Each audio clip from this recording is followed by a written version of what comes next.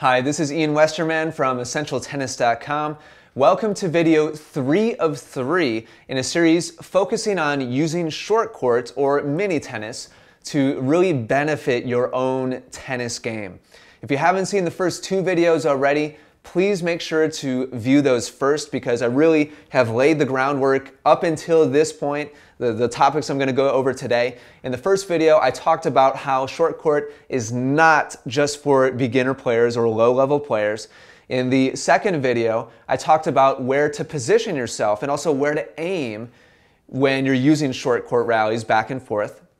And now in this video, video number 3, I'm going to tie it all together by talking about technique, what technique that you should be using, footwork, what footwork patterns that you should use while you're rallying back and forth, and lastly, I'm going to give you some great guidelines as far as setting goals so that you really make the best use of your time when you do start using short court rallies back and forth.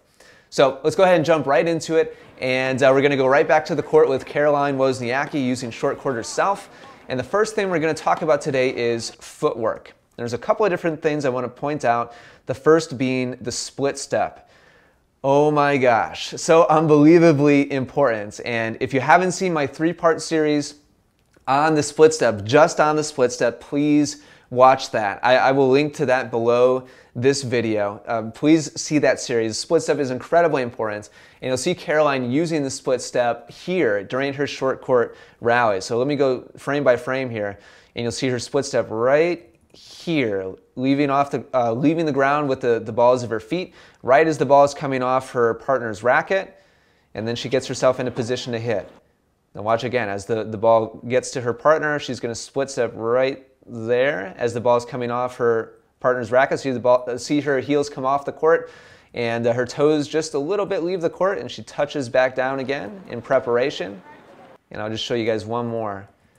Here's contact by her partner, now watch, leaving the courts, back on the balls of the feet, and then preparing. It's a little bit of an abbreviated split step compared to what she would do if this were full speed, but certainly still using the split step every time her partner hits the ball. The short court rallies are no exception. The split step should be a habit, period, every time the ball is struck over on the other side. And I'll leave it at that for now. I could talk about the split step a lot more, but that's footwork key number 1. The next one, as we keep going here, is the little steps in between. Let me back this up a little bit. You'll see her split, and then watch immediately after hitting, she takes a couple little quick little steps. So watch, here's the follow through. Now watch her feet, how she kind of dances back and forth from toe to toe. This is it right here, kind of little bounce back and forth, split step. And then she hits the ball. And as the ball comes off her racket, she'll go back to a neutral position and then bounce, split step. Not many bounces on that one. After hitting, let's see if she gives us a couple bounces here. Back and forth from foot to foot, right there, and then split step. So you'll see her repeat that pattern over and over again. And that's just a great little rhythm to get into, great habit to get into, to move your feet a couple of times back and forth after hitting, and then going into that split step as soon as your partner starts to make contact with the ball. So that's footwork key number 2, is those little dance steps back and forth immediately after finishing the shot. And then split step was key number 1. And just really briefly, I want to talk about stance. Caroline on each of these gets sideways and gets into a square stance or even a little bit of a closed stance sometimes. Feel free to use whatever stance that you typically use for your ground strokes. So we see her get sideways here into a square stance for her backhand, split step, sideways, and might be a little bit of a closed stance there, real close to square stance, split step, sideways. So you'll see her turning sideways for each of these. If you use an open stance for your forehand or even for your backhand, by all means, feel free to do that. If you like to switch between stances, and you'll use closed, square, or open sometimes on your forehand side, warm all of those up. The whole point here is to use whatever you typically use in a normal ground stroke rally back and forth. It's just that it's short court. So you're closer, it's slower, it's more controlled, but all of the same footwork patterns that you typically use from the baseline, this is the time to get everything going. This is your kind of warm-up time where you're starting to rev things up, starting off at a slow, controlled pace. So those are the main fundamentals having to do with footwork when you're performing these short court rallies back and forth.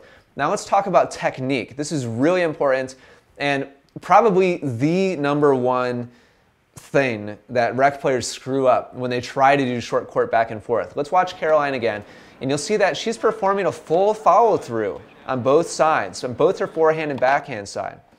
Look at how she comes all the way across her body and finishes with her racket up over her shoulder, butt cap pointed out towards her target. Same thing on that backhand. Let's see a forehand here. Contact, and then up and all the way across her body. It's a full ground stroke follow through. Go back to the beginning again. And this is really important. And I'm okay with you watching at home. If you have to start off with a little bit of an abbreviated swing at first to keep the ball inside the service boxes, that's okay at first. But eventually, you want to make your way into making a full ground stroke follow through on both your forehand and backhand side. Some of you are saying, how in the world am I going to keep the ball inside the service line if I'm making a full follow through? And the key there is the speed of your swing. You should be able to perform a full length of swing, but control the speed of your swing so that the ball maintains control and stays inside the service boxes, inside the short court area. So this is so important, and this is kind of the point of short court or mini tennis, is finding that control, finding that rhythm back and forth, being able to maintain that controlled rally back and forth, back and forth. If you can't control the speed of your swing, or if you've never tried making a smooth, slow, relaxed swing before, this might feel really awkward to you, and the first time you try it, honestly, you might be really bad at it, and you might hit everything way too hard, it might go too far, or maybe it's just constantly landing right at the feet of your partner. First of all, make sure that they're standing a step behind the service line. But if you're hitting 2, 3, 4 feet past the service line over and over again, you need to learn how to control the tempo of your ground stroke swing on both the forehand and backhand side. And that's really a key benefit to using short court, is finding that control. If you struggle with attacking on short balls, if you struggle with making shots that are short in the courts, learning how to control the speed of your swing can really be beneficial to getting more comfortable doing that. Now, in a competitive setting, you want to use more acceleration than what Caroline is showing here. But the point is, you need to learn how to control your swing in general. If you only have one speed and that's it, you're not going to be a very effective tennis player out there. Let's go right back to Caroline. And so that's basically those are the main things to keep in mind when it comes to footwork and technique. Lastly, I want to talk to you about having a goal. And Caroline didn't have a goal here with her partner, but I strongly recommend that you do. I promise you, she's put in a lot of time hitting from this area of the court, starting off her practices, starting off her warm-up sessions, etc. If you're just starting to do this, have a goal with your partner. Maybe that goal could be 15 in a row, landing inside the service boxes. That means if the ball goes past the service line, like it just did, her partner just hit a little too far on this last one, if the ball lands here, you go back to 0 again. Or if Caroline hits it or if you hit it out of the air, go back to 0 again. It didn't bounce inside the service line. In order for it to count, it has to land inside the service line and get 15 in a row. Once that becomes easy, go up to 20 in a row. When I was teaching full-time on court, I did not move forwards with any of my lessons until we got a rally of 20 in a row inside the service line.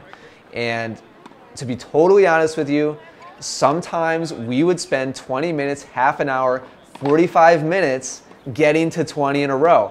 Because if my student didn't have enough control to rally slowly and softly with me, you know what? We weren't moving on to anything else that day. Because you need to build that nice foundation of controlling your strokes.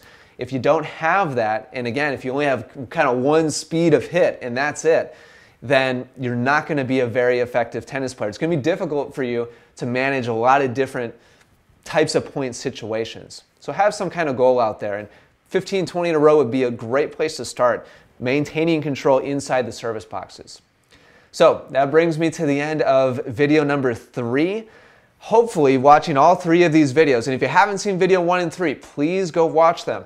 Hopefully watching all 3 of these videos has given you some motivation to either start using short court for the first time or use short court more effectively than you have up until this point. Please feel free to go back and review the information in these videos and really make sure that you have all these different elements down so that you're making the best use of your time out there. And that means where you position yourself, where you aim, your footwork, having some kind of goal, your technique. All of those different elements need to work together so that you really give yourself the best benefit that you can for your time spent using short court. So if you have any comments or questions at all about anything having to do with short court or mini tennis, please leave those right below this video player. Hopefully you found these videos very, very helpful. Of course, that's always my goal when I put out any videos is that they really are a difference maker in your own game. So I hope that's been the case for you, and I can't wait to hear what you have to say or see what questions you might have to ask when I come back and check them out. So until next time, thank you so much for watching. I appreciate your time and your attention, and I'll be talking to you again very soon. Want to serve more like the pros? Find out how as I compare Federer, Nadal, and Djokovic during my free 5-video course. Get it now at freeservecourse.com. That's freeservecourse.com.